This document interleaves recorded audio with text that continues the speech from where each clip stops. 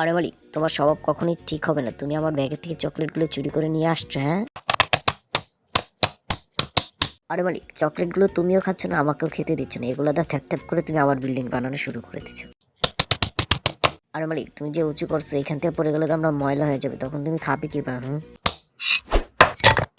আরে মালিক, আমাকে তো দেখতে কালো কুত্তার গুয়ের মতন দেখা যাচ্ছে। আরে মালিক, আমাদেরকে দিয়ে আজকে কি করবে? নতুন কিছু বানাবে নাকি?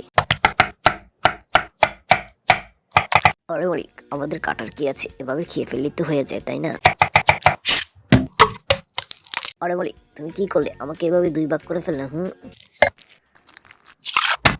আরে মালিক, বসে আছো কেন? একবার সুইচটা দাও না, শালাদের কি করে দেখো না। আরে মালিক, তোমার ভাবনা মনে দেখে তো মনে হচ্ছে তুমি আজকে কেক বানাবে, তাই না? ও মা গো মালিক, তুমি এটা কি করলে? আমাকে এই গরম পানি থেকে উঠো, আমার পাছা জ্বলে যাইতাছে গো।